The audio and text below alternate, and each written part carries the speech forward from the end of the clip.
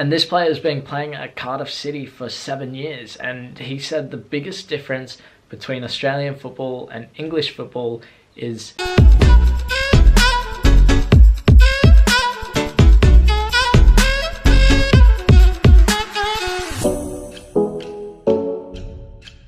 what's going on, Team Sweetie? Hope you're all super well. I received just before what I thought was, oh no, I gotta take stuff off the line. I'll catch you guys in the car, one sec. Right, so with the grip socks, I worked out before that I've been on this project for a total of 4 months and around 4 days.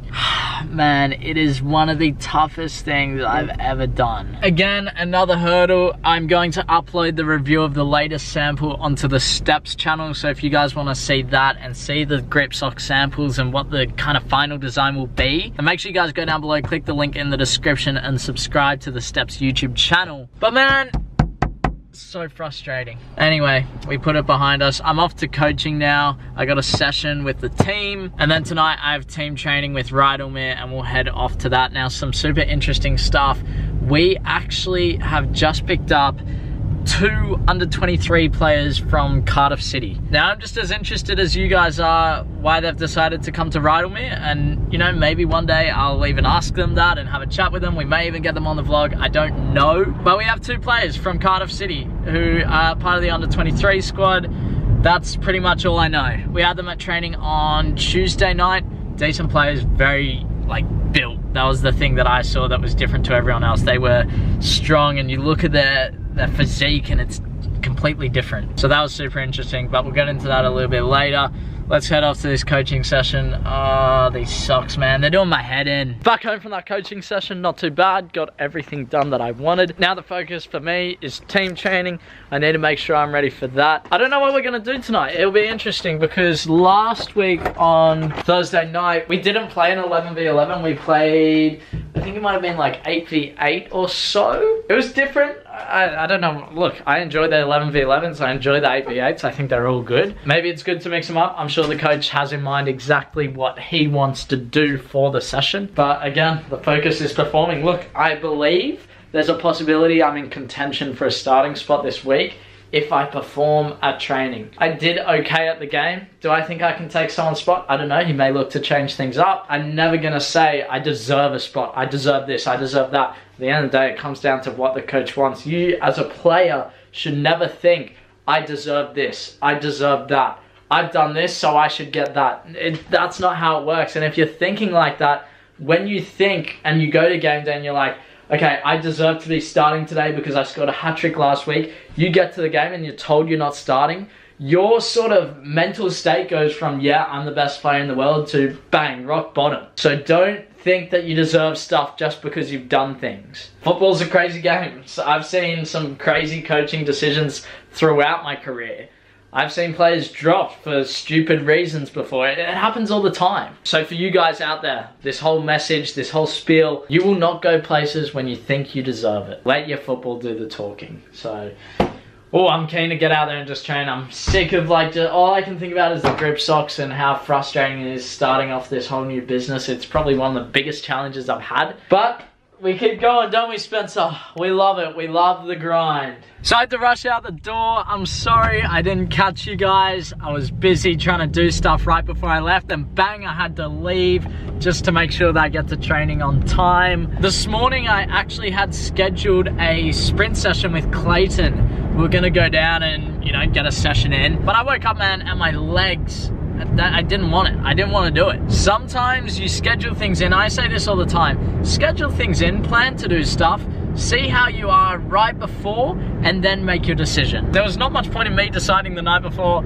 oh, sorry, Clayton, I can't do the sprint session, I'm not feeling great, because I haven't had that 8 hours of sleep. So yes, I had the right intention to go the night before, but morning, I really wanted to focus on tonight's session. I didn't think it would have been smart to get a sesh in before team training tonight. So look, you always need to think about priorities as well. This could be the last training session of the week before the game because we play on Saturday. So I need to make sure that I'm performing and that it's a good session. I don't want to be fatigued at all. I had a very, very tough double day yesterday. So there's all these little things that you need to take into account when you're training and in season as well. When you you're out of season, very, very different. I could have done the session this morning. I wouldn't have had team training tonight. I could have hit the gym again tonight. I could have even done another park session. Like, you're just able to do more. So in season, you need to be careful with your body, because at the end of the day, most important thing is when it comes to weekend, you're performing. That's all it is. So I'm gonna head in there now. I'll see what I can get for you guys. I'm not sure,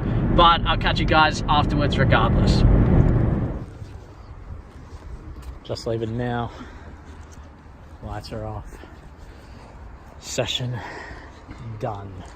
So we're back home from training. Just quickly go through the session. Get there, we play an 11v11. It was a shorter field. I think we have a lot of trialists at the moment because the transfer window for the NPL, it opens in around, look, I want to say a week and a half. And that's where you see a lot of players move from one club to another club.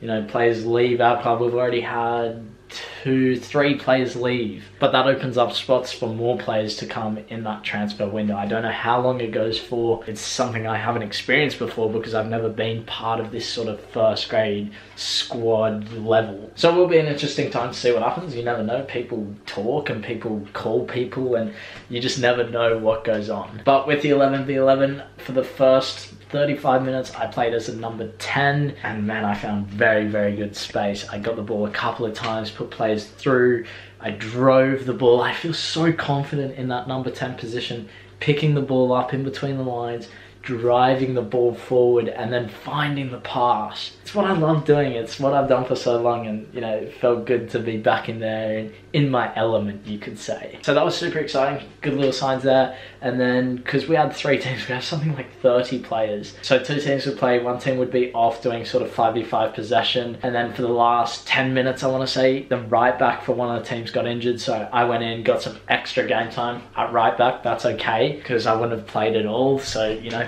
10 minutes at right back is better than 5v5 possession, I would say. Did that again, played very well, took my space and enjoyed it. So look, my performance, I think I did well, created chances and, you know, and definitely put myself in the right direction for things going forward. Now I spoke with the Cardiff City boys. I'll give you guys a little bit of a background on them. I asked them a few questions, but I need to clean some stuff up in here. And I'll chat with you about that. All right, a little bit of different scenery in this room. We're kind of airing it out. We got the mattress up here, but we got the light there, so that's important. So at the end of the session, I sat down with both of the guys who are from Cardiff. One of them I know played for them for 7 years. So I assume that would be something for like under 15s to under 23, something along those lines. And he was recently playing in the same league for all of you OGs. When I was at Dorchester, they were in tier 7. So that's Evo Stick for those of you out there who know, and he was playing in that league. I think the other one was as well. Now they were quality, and one of the things I'm always so interested in is what's the difference between Australian football and English football? He told me that he came off the back of a 46 game season. So he definitely knows, you know, he's lived there his whole life. He knows a lot more about English football than I do. And the couple of sessions he's had here, I said, what are you finding the biggest differences are? And we played an 11v11 tonight. One of them said big difference is structure. Over there's a lot of structure. I would argue that it was training, so it's a little bit different. But the other one said something really interesting. He said, when we get the ball in England, when we get it to our front 4, front 3, whatever it is, they're direct. So he's saying that when you get the ball to the left winger or the right winger, the expectation almost is that their aim and responsibility and job is to drive the ball forward, beat the fullback, beat the centre back, whatever it is, take the ball down the line, get a cross in and get an end result. And he said that here it's a lot of, you know, get the ball to the winger, pass backwards, get out here, back to the winger, no, not on, let's go back. And it's not as direct in that sense. And I questioned him, I went, well, do you mean direct as in like a lot more long balls over there? He's like, no, possession ball, but when we get the ball up in the final third in those areas, we're direct. I thought that was really interesting. Obviously, you know, if you watch an English league, it's not going to be every time that the winger gets it, they go bang, bang, bang, bang. There's a time where they get it, play backwards.